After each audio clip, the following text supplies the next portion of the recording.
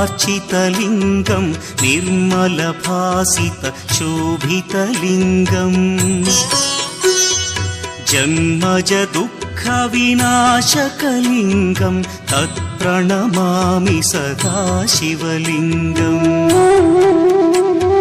देवमुनिप्रवरार्चितलिङ्गं कामदहन करुणाकरलिङ्गम् रावणदर्पविनाशकलिङ्गं तत्प्रणमामि सदा शिवलिङ्गम्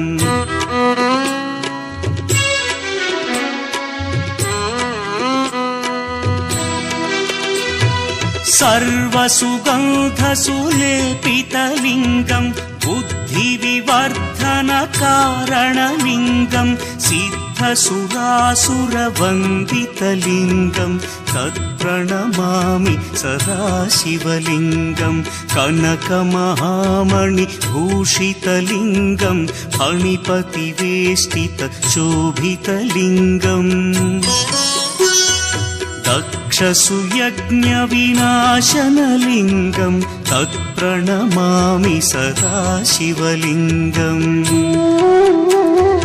कुङ्कुमचन्दनलेपितलिङ्गं पङ्कजहार सुशोभितलिङ्गम्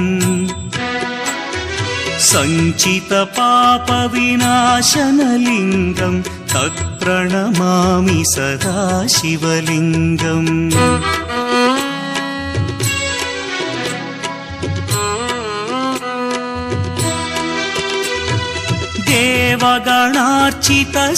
देवगणार्चितसेवितलिङ्गं भावैर्भक्तिभिरेव च लिङ्गं दिनकरकोटिप्रभाकरलिङ्गं तत्प्रणमामि सदा शिवलिङ्गम् अष्टदलोपरिवेष्टितलिङ्गं सर्वसमुद्भवकारणलिङ्गम् अष्टदरिद्र्यविनाशनलिङ्गं तत्प्रणमामि सदा शिवलिङ्गम् सुरगुरुसुरवरपूजितलिङ्गं सुरवनपुष्पसदार्चितलिङ्गम् परमपदं परमात्मकलिङ्गं तत्प्रणमामि सदा शिवलिङ्गम् लिङ्गाष्टकमिदं पुण्यं यः पठेच्छिवसन्निधौ शिवलोकमवाप्नोति शिवेन सह मोदते।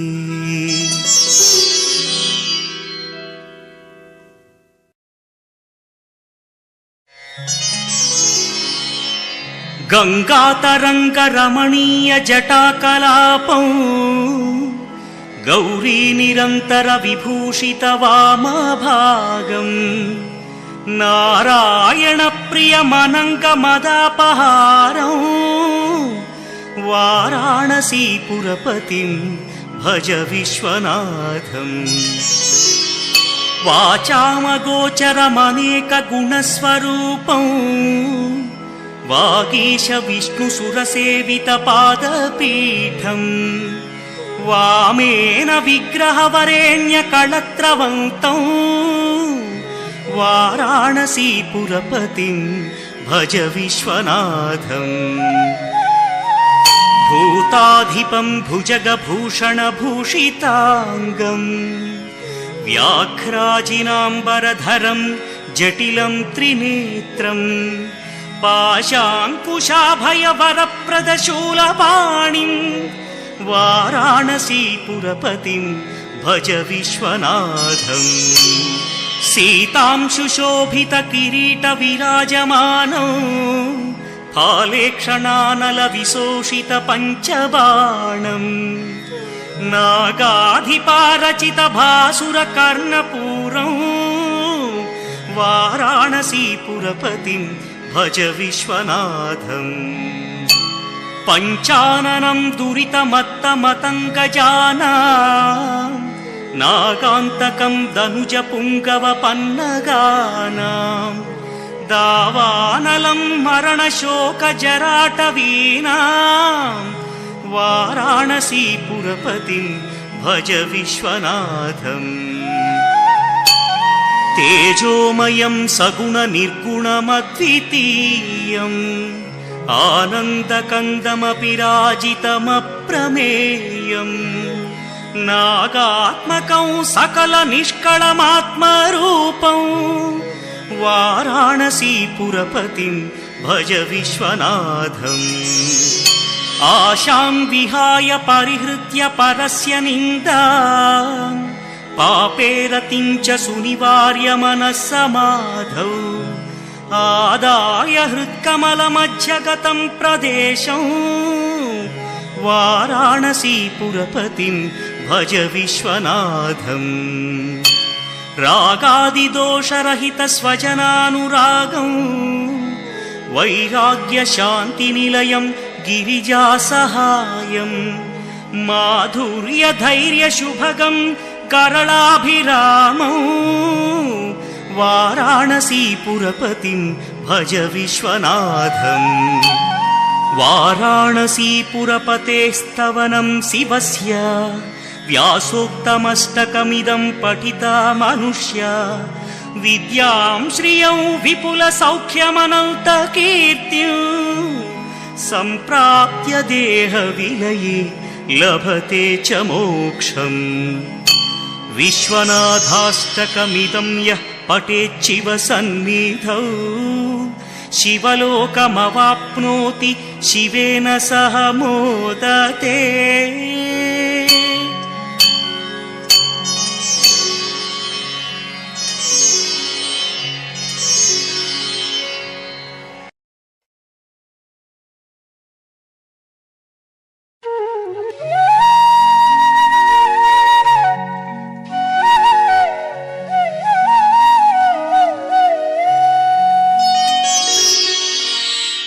प्रभुं प्राणनाथं विभुं विश्वनाथं जगन्नाथनाथं सदानन्दभाजम् भवद्भव्यभूतेश्वरं भूतनाथं शिवं शङ्करं शम्भुमीशानमीडे गळेरुण्डमालं तनौ सर्पजालं महाकालकालं गणेशादिपादम् जटाजूटगङ्गोत्तरं गैर्विशिष्यं शिवं शङ्करं शम्भुमीशानमीडे मुदामाकरं मण्डनं मण्डयन्तं महामण्डलं भस्मभूषाधरन्तम् अनादिं ह्यपारं महामोहमारं शिवं शङ्करं शम्भुमीशानमीडे वटाधो निवासं महाटाटहासं महापापनाशं सदा सुप्रकाशम् गिरीशं गणेशं सुरेशं महेशं शिवं शङ्करं शम्भुमीशानमीडे गिरीन्द्रात्मजा सङ्गृहीतार्धदेहं गिरौ संस्थितं सर्वदा पन्नगेहम् परब्रह्म ब्रह्मादिभिर्वन्द्यमानं शिवं शङ्करं शम्भुमीशानमीडे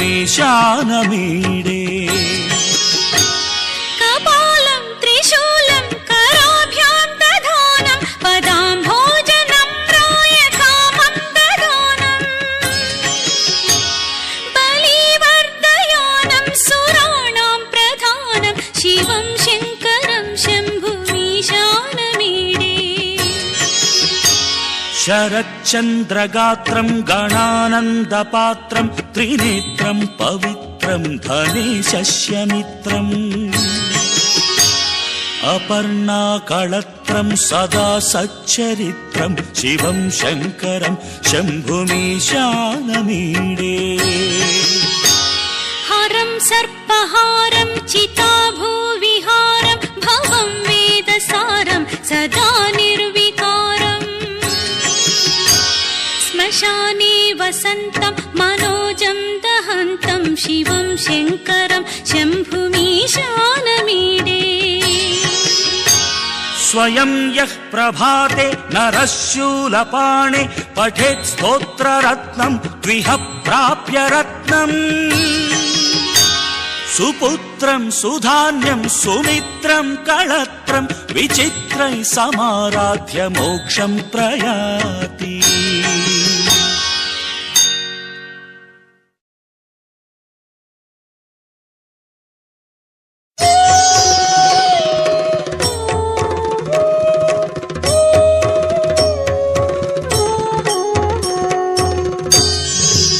त्रिदलं त्रिगुणाकारं त्रिनेत्रं च त्रियायुधं त्रिजन्म पापसंहारम् एकबिल्वं शिवार्पणम् त्रिशाखैः बिल्वपत्रैश्च अच्छिद्रैः कोमलैः शुभैः तव पूजां करिष्यामि एकबिल्वं शिवार्पणम् कोटिकन्या महादानं तिलपर्वतकोटयः काञ्चनं शैलदानेन एकबिल्वं शिवार्पणम् काशीक्षेत्रनिवासं च कालभैरवदर्शनौ प्रयागे माधवं दृष्ट्वा एकबिल्वं शिवार्पणम् इन्दुवारे व्रतं स्थित्वा निराहारो महेश्वर नक्तं हौष्यामि देवेश एकबिल्वं शिवार्पणम् रामलिङ्गप्रतिष्ठा च वैवाहिककृतं तथा तटाकादि च सन्तानम् एकबिल्वं शिवार्पणम् अखण्डबिल्वपत्रं च आयुतं शिवपूजनम् कृतं नाम सहस्रेण एकबिल्वं शिवार्पणम् उमया सह देवेश नन्दिवाहनमेव च भस्मलेपन सर्वाङ्गम् एकबिल्वं शिवार्पणम् सालग्रामेषु विप्राणां तटाकं दशकूपयो यज्ञकोटिसहस्रस्य एकबिल्वं शिवार्पणम् दन्तिकोटिसहस्रेषु अश्वमेधशतक्रतौ कोटिकन्या महादानम् एकबिल्वं शिवार्पणम् बिल्वानां दर्शनं पुण्यं स्पर्शनं पापनाशनम् अघोरपापसंहारम् एकबिल्वं शिवार्पणम् सहस्रवेदपाठेषु ब्रह्मस्थापनमुच्यते अनेकव्रतकोटीनाम् एकबिल्वं शिवार्पणम् अन्नदानसहस्रेषु सहस्रोपनयनं तथा अनेकजन्मपापानि एकबिल्वं शिवार्पणम् बिल्वाष्टकमिदं पुण्यं यः पठेत् शिवसन्निधौ शिवलोकमवाप्नोति एकबिल्वं शिवार्पणम्।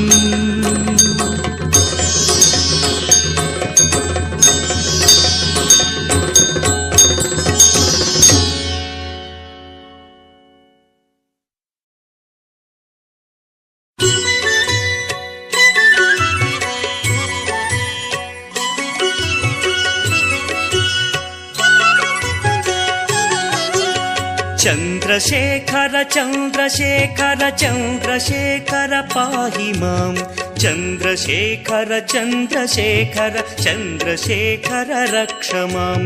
चन्द्रशेखर चन्द्रशेखर चन्द्रशेखर पाहि मां चन्द्रशेखर चन्द्रशेखर चन्द्रशेखर रक्ष माम्।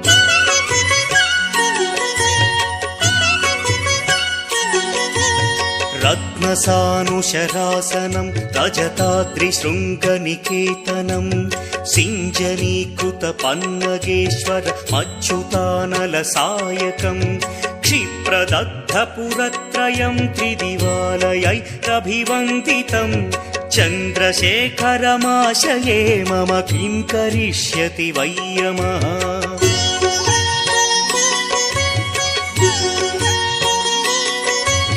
पञ्चपादपपुष्पगन्धपदाम्भुजद्वयशोभितं फाललोचनजातपावकदग्धमन्मथविग्रहं भस्मदिग्धकळेभरं भवनाशनं भवमव्ययं ಚಂದ್ರಶೇಖರ ಚಂದ್ರಶೇಖರ ಚಂದ್ರಶೇಖರ ರಕ್ಷ ಮಾಂ.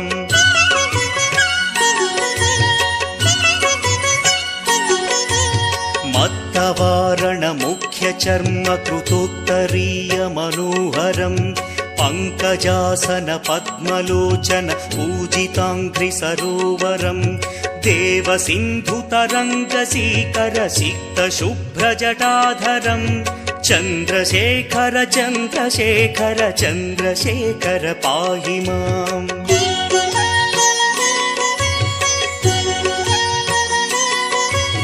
ಯಕ್ಷರಾಜ ಸಖಂ ಭಗಾಕ್ಷಹರಂ ಭುಜಂಗ ವಿಭೂಷಣಂ ಶೈಲರಾಜ ಸುತಾ ಪರಿಷ್ಕೃತ ಚಾರುವಾಮ ಕಳೇಬರಂ ಶ್ವೇಲ ನೀಲಗಳಂ ಪರಶ್ವಧಾರಿಣಂ ಮೃಗಧಾರಿಣಂ ಚಂದ್ರಶೇಖರ ಚಂದ್ರಶೇಖರ ಚಂದ್ರಶೇಖರ ಪಾಹಿ ಮಾಂ.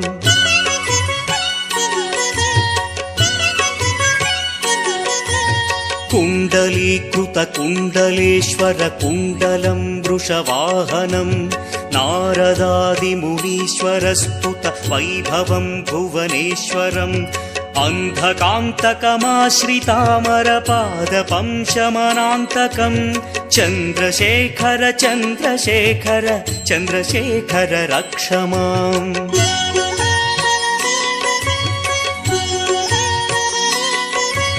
ಭೇಷಜಂ ಭವರೋಗಿಣಾಮಖಿಲಾಪದಾಮಪಹಾರಿಣಂ ದಕ್ಷಯಜ್ಞ ವಿನಾಶನಂ ತ್ರಿಗುಣಾತ್ಮಕಂ ತ್ರಿವಿಲೋಚನಂ ಭಕ್ತಿ ಮುಕ್ತಿ ಫಲಪ್ರದಂ ಸಕಲಾಘ ಸಂಘ ನಿಬರ್ಹಣಂ ಚಂದ್ರಶೇಖರ ಚಂದ್ರಶೇಖರ ಚಂದ್ರಶೇಖರ ರಕ್ಷ ಮಾಂ.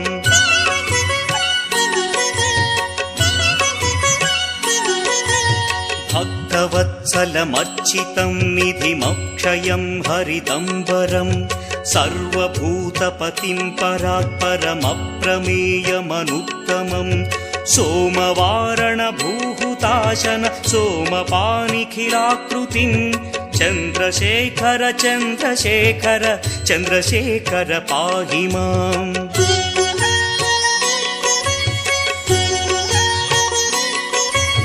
ವಿಶ್ವಸೃಷ್ಟಿವಿಧಾಯಿನಂ ಪುನರೇವ ಪಾಲನ ತತ್ಪರಂ ಸಂಹರಂತಮಪಿ ಪ್ರಪಂಚಮಶೇಷಲೋಕನಿವಾಸಿನಂ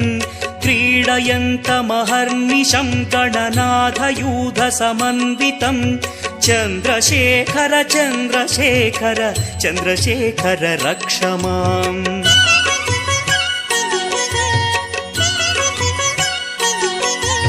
ಮೃಚ್ಯುಭೀತಿ ಮೃಕಂಡು ಸೂನು ಕೃತಸ್ಥವಂ ಶಿವ ಸನ್ನಿಧೌ ಯತ್ರ ಕುತ್ರ ಚ ಯಃ ಪಠೇನ್ನ ಹಿ ತಸ್ಯ ಮೃತ್ಯುಭಯಂ ಭವೇತ್ ಪೂರ್ಣಮಾಯುರರೋಗತ ಮಖಿಲಾರ್ಥ ಸಂಪದಮಾದರಂ ಪೂರ್ಣಮಾಯುರರೋಗತ ಮಖಿಲಾರ್ಥ ಸಂಪದಮಾದರಂ ಚಂದ್ರಶೇಖರ ಏವ ತಸ್ಯ ದದಾತಿ ಮುಕ್ತಿಮಯತ್ನತಃ ಚಂದ್ರಶೇಖರ ಏವ ತಸ್ಯ ದದಾತಿ ಮುಕ್ತಿಮಯತ್ನತಃ ಚಂದ್ರಶೇಖರ ಏವ ತಸ್ಯ ದದಾತಿ ಮುಕ್ತಿಮಯತ್ನತಃ.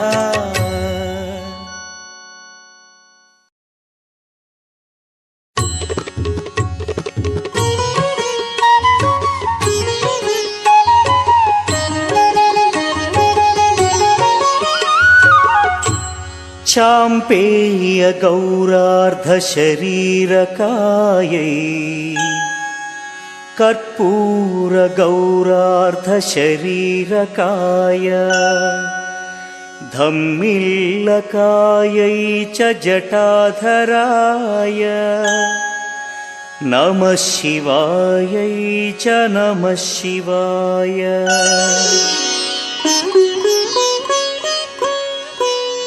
ಕಸ್ತೂರಿಕಾ ಕುಂಕುಮ ಚರ್ಚಿತಾಯೈ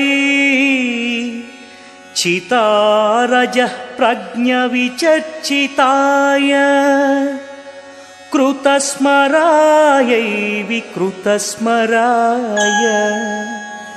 ನಮಃ ಶಿವಾಯೈ ಚ ನಮಃ ಶಿವಾಯ. झणक्वण कङ्कणनूपुरायै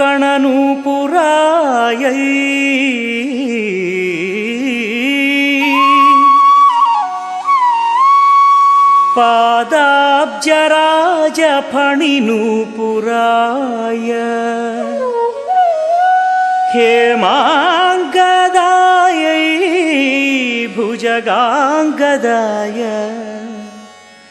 नमः शिवायै च नमः शिवाय।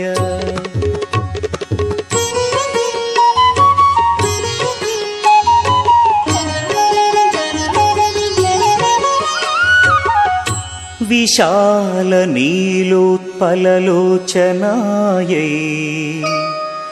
विकासिपङ्केरुहलोचनाय नमेक्षणायै विषमेक्षणाय नमः शिवायै च नमः शिवाय।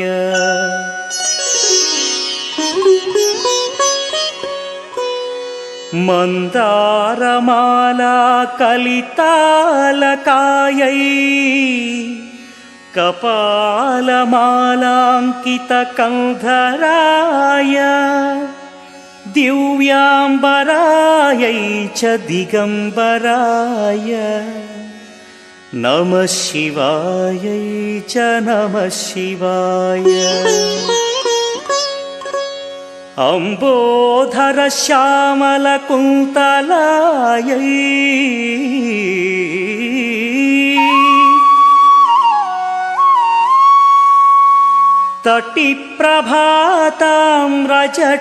तटिप्रभाताम्रजटाधराय निरीश्वरायै निखिलेश्वराय नमः शिवायै च नमः शिवाय।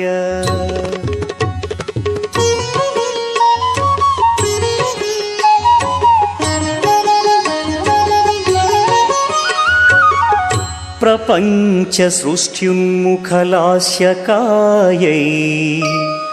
समस्तसंहारकताण्डवाय जगज्जनन्यै जगदेकपित्रे नमः शिवायै च नमः शिवाय।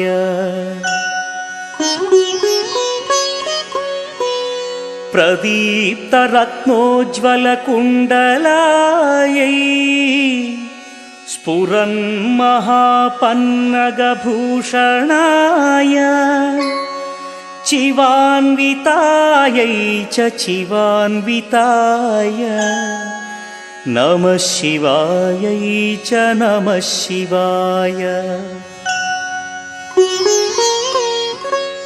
एतत्पठेदष्टकमिष्टदं यो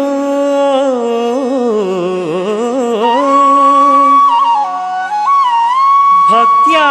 समान्यो भुवि दीर्घजीवी प्राप्नोति सौभाग्यमनन्तकालम् भूयात् सदा चास्य समस्तसिद्धिः भूयात् सदा चास्य समस्तसिद्धिः।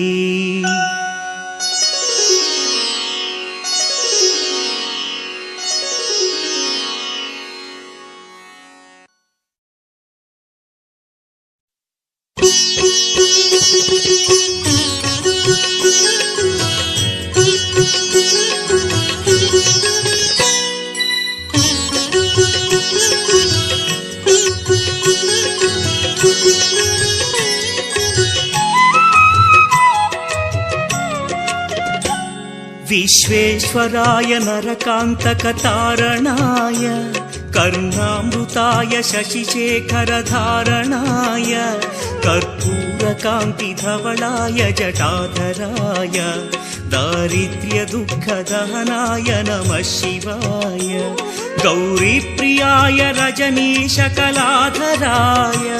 कालान्तकाय भुजगाधिपकङ्कणाय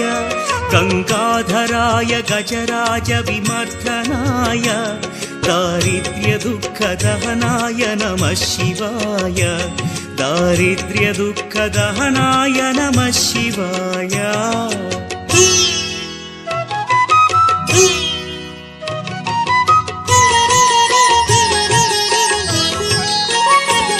भक्तप्रियाय भवरोगभयापहाय उग्राय दुःखभवसागरतारणाय ज्योतिर्मयाय गुणनामसुमृच्छकाय दारिद्र्यदुःखदहनाय नमः शिवाय चर्माम्बराय शवभस्मविलेपनाय फालेक्षणाय मणिकुण्डलमण्डिताय मञ्जीरपादयुगलाय जटाधराय दारिद्र्यदुःखदहनाय नमः शिवाय दारिद्र्यदुःखदहनाय नमः शिवाय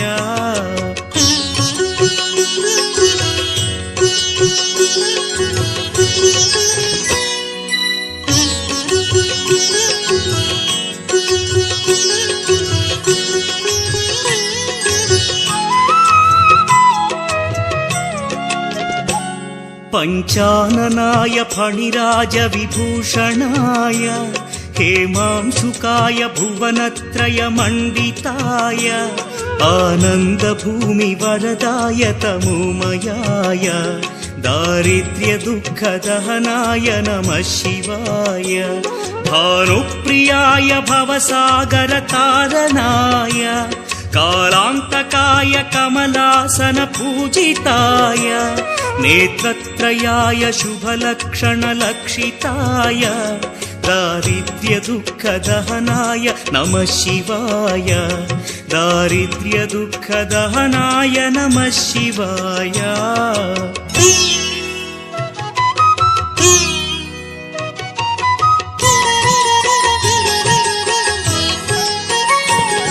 रामप्रियाय रघुनाथवरप्रदाय नामप्रियाय नरकार्णवतारणाय पुण्येषु पुण्यभरिताय सुरार्चिताय दारिद्र्यदुःखदहनाय नमः शिवाय मुक्तीश्वराय फलदाय गणेश्वराय गीतप्रियाय वृषभेश्वर वाहनाय मातङ्गचर्मवसनाय महेश्वराय दारिद्र्यदुःखदहनाय नमः शिवाय दारिद्र्यदुःखदहनाय नमः शिवाय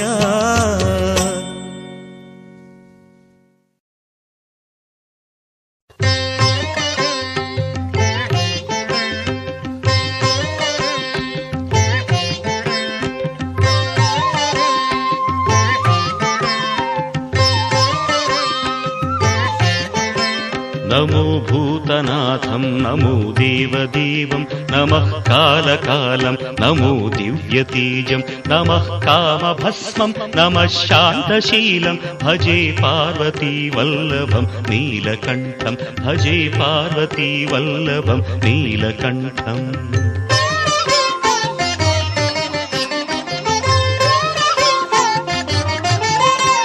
सदा तीर्थसिद्धं सदा भक्तरक्षं सदा शैव पूज्यं सदा शुद्धभस्मं सदा ध्यानयुक्तं सदा ज्ञानतल्पं भजे पार्वतीवल्लभं नीलकण्ठं भजे पार्वतीवल्लभं नीलकण्ठम्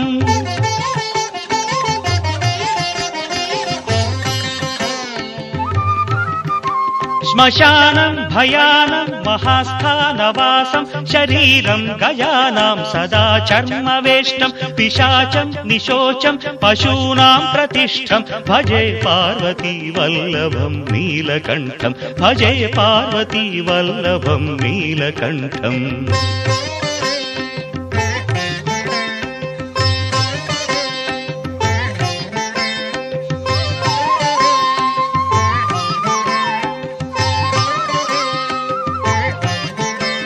फणीनागकण्ठे भुजङ्गाद्यनेकं कडेरुण्डमालं महावीरशूरं कटिव्याघ्रचर्मं चिताभास्मलेपं भजे पार्वतीवल्लभं नीलकण्ठं भजे पार्वतीवल्लभं नीलकण्ठम्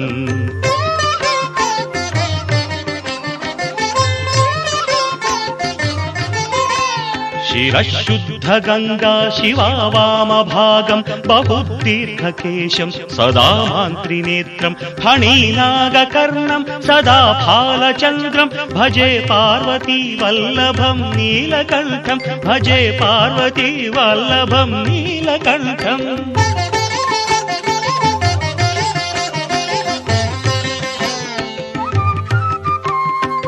करेशूलधारं महाकष्टनाशं सुरेशं वरेशं महेशं जनेशं धने चारुदीशं ध्वजेशं गिरीशं भजे पार्वतीवल्लभं नीलकण्ठं भजे पार्वतीवल्लभं नीलकण्ठम्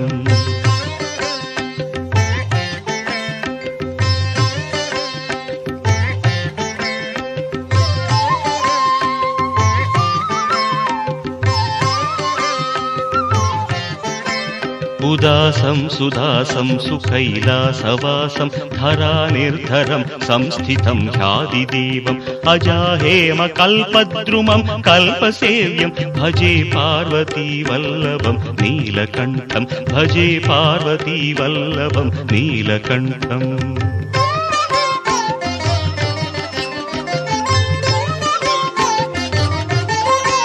मुनीनां वरेण्यं गुणं रूपवर्णं द्विजासं पठन्तं शिवं वेदशास्त्रम् अहो दीनवत्सं कृपालं शिवं हि भजे पार्वतीवल्लभं नीलकण्ठं भजे पार्वतीवल्लभं नीलकण्ठम्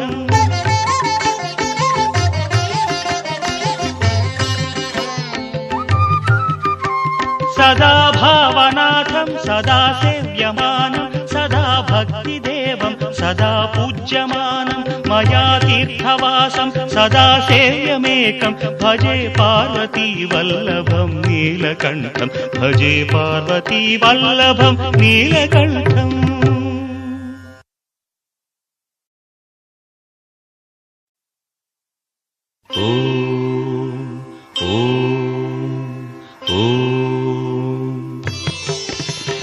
ओंकारबिंदु संयुक्तं नित्यं ध्यायन्ति योगिनः कामदं मोक्षदं तस्मादोंकाराय नमो नमः ओंकारबिंदु संयुक्तं नित्यं ध्यायन्ति योगिनः कामदं मोक्षदं तस्मादोंकाराय नमो नमः ओंकाराय नमो नमः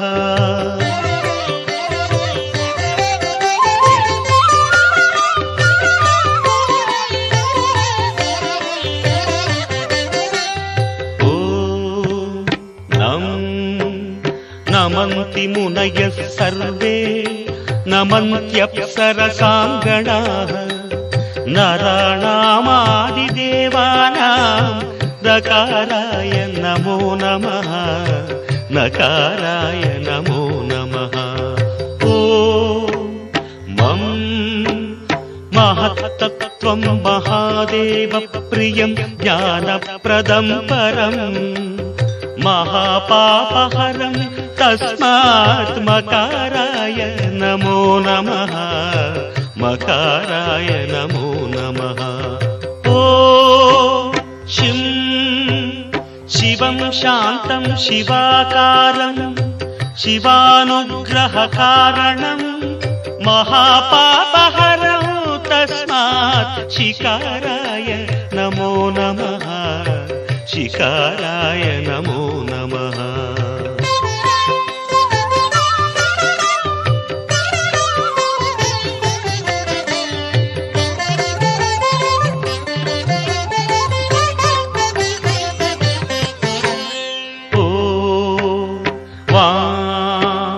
वाहनं वृषभो यस्य वासुकी कण्ठभूषणं वामशक्तिधरं देवं वकाराय नमो नमः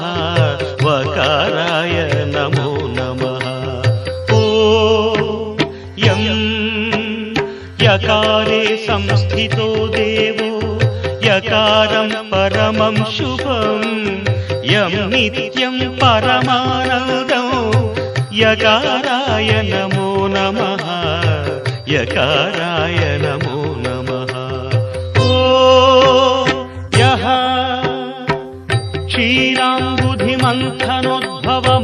क्षीराम्बुधिमन्थनोद्भवमहाहालाहलं भीकरं दृष्ट्वा तत्र पलायिता सुरगणा नारायणादीं तदा नारायणादीं तदा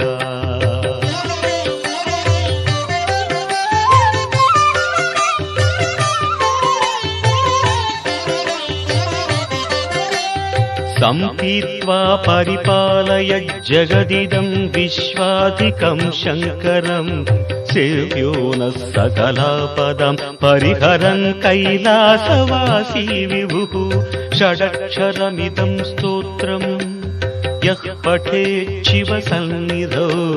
तस्य मृत्युभयं नास्ति ह्यपमृत्युभयं कुतः ह्यपमृत्युभयं कुतः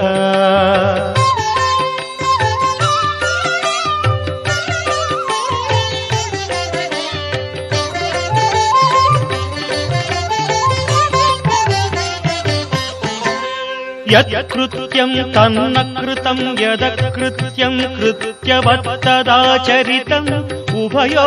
प्रायश्चित्तं शिव तव नामाक्षरद्वयोच्चरितं तव नामाक्षरद्वयोच्चरितं शिव शिवेति शिवेति शिवेति वा भव भवेति भवेति भवेति वा हर हरेति हरेति हरेति वा भज नमः शिवमेव निरन्तरं भज नमः शिवमेव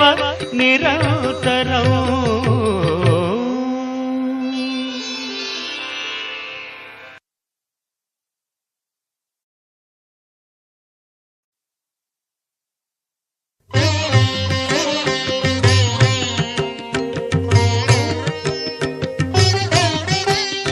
सौराष्ट्रदेशे विशदेति रम्ये ज्योतिर्मयं चन्द्रकलावतंसं भक्तिप्रदानाय कृपावतीर्णं तं सोमनाथं शरणं प्रपद्ये तं सोमनाथं शरणं प्रपद्ये श्रीशैलसङ्गे विबुधातिसङ्गे तुलाद्रितुङ्गेऽपि मुदा वसन्तं तमर्जुनं मल्लिकापूर्वमेकं नमामि संसार समुद्रसेतुं नमामि संसार समुद्रसेतुम्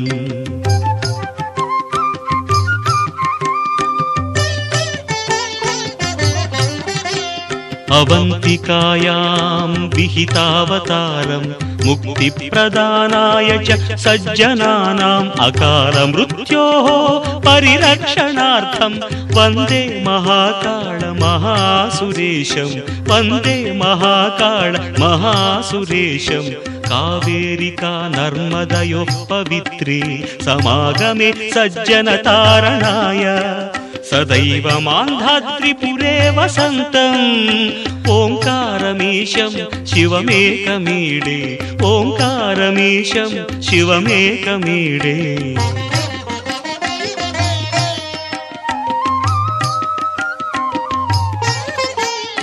पूर्वोत्तरे प्रज्वलिकानिधाने सदा वसन्तं गिरिजासमेतं सुरासुराराधित पादपद्मं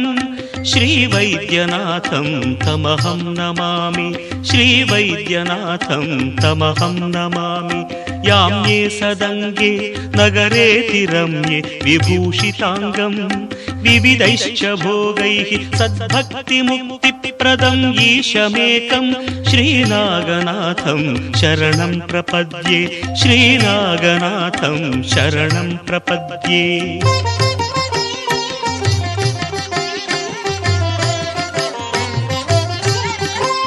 महाद्रिपार्श्वे च तटे रमन्तं सम्पूज्यमानं सततं मुनीन्द्रैः सुरासुरैर्यक्ष महोरगाद्यैः केदारमीशं शिवमेकमीडे केदारमीशं शिवमेकमीडे सह्याद्रिशीर्षे विमले वसन्तं गोदावरीतीरपवित्रदेशे यद्दर्शनात् पातकम् आशुनाशं प्रयाति तं त्र्यम्बकम् ईशमीडे प्रयाति तं त्र्यम्बकम् ईशमीडे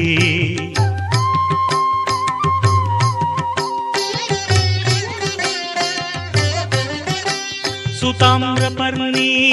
जलराशियोगे निबध्य सेतुं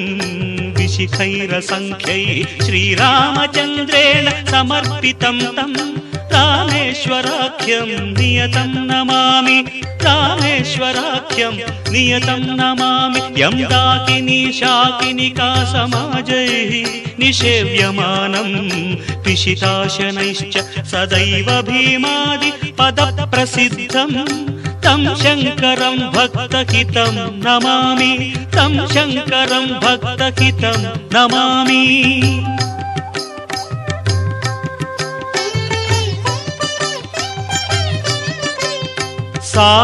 सानन्दमानन्दवने वसन्तम् आनन्दकन्दं हतपापवृन्दं वाराणसीनाथमनाथनाथं श्रीविश्वनाथं शरणं प्रपद्ये इडापुरे रम्य विशालकेऽस्मिन् समुल्लसन्तं च जगद्वरेण्यं वन्दे महोदारतरस्वभावं कृष्णेश्वराख्यं शरणं प्रपद्ये ज्योतिर्मय द्वादशलिङ्गकानां शिवात्मनां प्रोक्तमिदं क्रमेण स्तोत्रं पठित्वा मनुज्योतिभक्त्या फलं तदालोक्य निजं भजेच्च फलं तदालोक्य निजं भजेच्च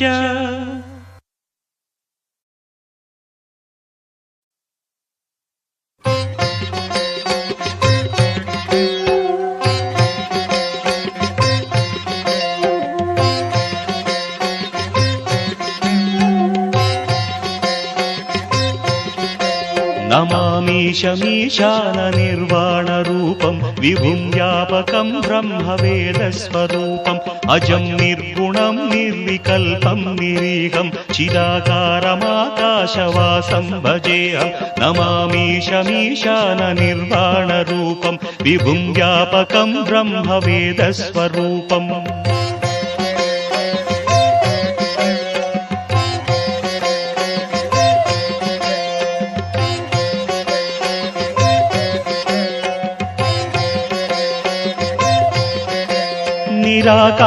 निराकारमोङ्कारमूलं तुरीयं गिराज्ञानगोतीतमीशं गिरीशं कराळं महाकालकालं कृपालं गुणागारसंसारसारं नतोऽहम् तुषाराद्रिसङ्काशगौरं गभीरं मनोभूतकोटिप्रभासी शरीरं स्फुरन्मौलिकल्लोलिनी चारुगङ्गा रसफालबालेन्दु कण्ठे भुजङ्गा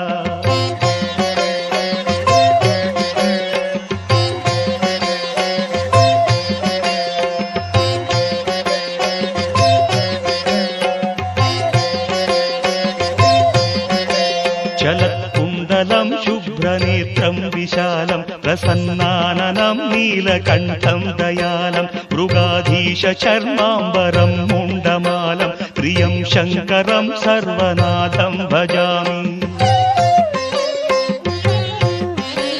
प्रचण्डं प्रकृष्टं प्रगल्भं परेशम् अखण्डं भजे भानुकोटिप्रकाशं त्रयीशूलनिर्मूलनं शूलपाणिं भजेऽहं भवानीपतिं भावगम्यम्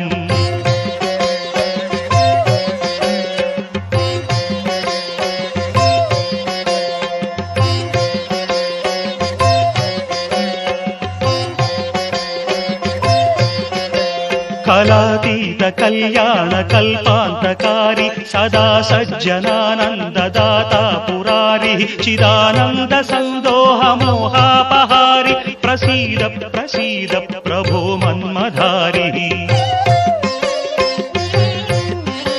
నయావత్ ఉమానాథ పాదారవిందం భజంతీహ లోకే పరే వానరాణం న తావత్ సుఖం వాపి సంతాపనాశం ప్రసీద ప్రభో సర్వభూతాధివాస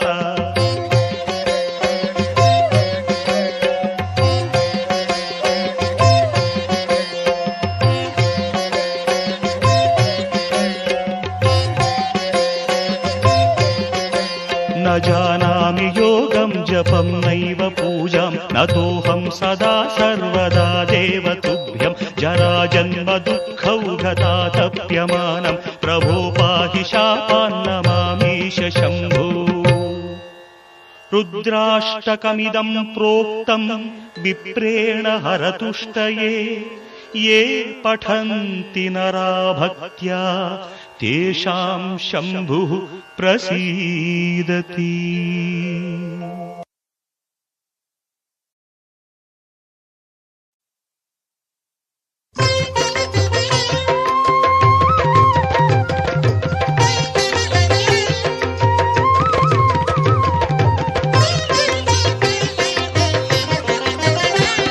జటాకటాహ సంభ్రమ భ్రమన్నిలింప నిర్ఝరి విలోల వీచి వల్లరి విరాజమానమూర్ధని ధగద్ధగద్ధగజ్వలల్లలాట పట్ట పావకి కిశోర చంద్రశేఖరే రతి ప్రతిక్షణం మమ హరాధరేంద్ర నందిని విలాస బంధు బంధురస్ఫురదృగంత సంతతి ప్రమోదమాన మానసి కృపాకటాక్షధోరణి నిరుద్ధ సుందరాపది కృచిద్దిగంబరే మనో వినోదమేతు వస్తుని జటాభుజంగ పింగళ స్ఫురత్ఫణామణి ప్రభా కదంబ కుంకుమద్రవ ప్రలిప్త దిగ్వధూముఖి మదాంధ సింధుర స్ఫురత్వగుత్తరీయ మేదురి మనో వినోదమద్భుతం విభర్తృభూత భర్తరి సహస్రలోచన ప్రభృత్య శేషలేఖ శేఖర ప్రసూన ధూళి ధోరణి విధూసరాంఘ్రి పీఠభు భుజంగరాజమాలయ నిబద్ధ జాట జూటక శ్రియై చిరాయ జాయతాం చకోర బంధుశేఖరః లలాట చత్వరజ్వల ధనంజయ స్ఫులింగభ నిపీత పంచసాయకం నమన్నిలింపనాయకం సుధామయూఖలేఖయా విరాజమాన శేఖరం మహాకపాలి సంపదే శిరోజటాలమస్తు నః కరాళ ఫాల పట్టికా ధగద్ధగద్ధగజ్వల ధనంజయాహుతి కృత ప్రచండ పంచసాయకే ధరాధరేంద్ర నందిని కుచాగ్ర చిత్ర పత్రక ప్రకల్పనైక శిల్పిని త్రిలోచనే మతిర్మమ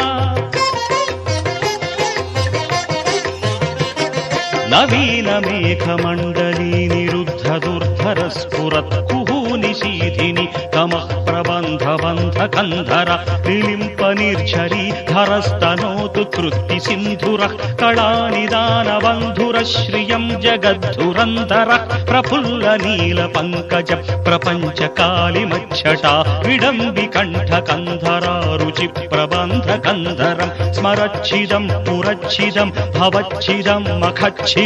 గజచ్చిదాంధ్రకచ్చిదం తమంతకచ్చిదం భజే అగర్వ సర్వమంగళా కళా కదంబ మంజరీ రస ప్రవాహ మాధురీ విజృంభణా మధువ్రతం స్మరాంతకం పురాంతకం భవాంతకం మఖాంతకం గజాంతకాంధకాంతకం తమంతకాంతకం భజే జయత్పదభ్రవిభ్రమ భ్రమద్భుజంగమస్ఫురత్ ధగద్ధగద్వినిర్గమత్కరాళ ఫాల హవ్యవట్ ధివిద్ధివిద్ధివిధ్వనం మృదంగతుంగ మంగళధ్వనిక్రమ ప్రవర్తిత ప్రచండ తాండవ శివః దృషద్విచిత్ర తల్పయోర్భుజంగమౌక్తికస్రజో గరిష్ఠ రత్నలోష్కయో सुहृद्विपक्षपक्षयोः तृणारविल्दचक्षुषोः प्रजामही महेन्द्रयोः समं प्रवर्तयन्मनः कदा सदा शिवं भजे कदा निलिम्पनिर्झरी निकुञ्ज कोटरेव सन्विमुक्तदुर्मतिः सदा शिरस्थमञ्जलिं वहन् विमुक्तलोललोचनो ललाटफाललग्नकः शिवेति मन्त्रमुच्चरन् कदा सुखी भवाम्यहम् इमं हि नित्यमेव मुक्तमुत्तमोत्तमं स्तवम् पठन् स्मरन् ब्रुवन् नरो विशुद्धिमेति सन्ततम् हरे गुरौ सुभक्तिमाशु याति नान्यथा गतिम् विमोहनं विदेहिनां सुशङ्करस्य चिन्तनम् पूजावसानसमये दशवक्त्रगीतम् यः शम्भुपूजनमिदं पठति प्रदोषे तस्य स्थिरां रथगजेन्द्रतुरङ्गयुक्ता लक्ष्मीं सदैव सुमुखीं प्रददाति शम्भुः लक्ष्मीं सदैव सुमुखीं प्रददाति शम्भुः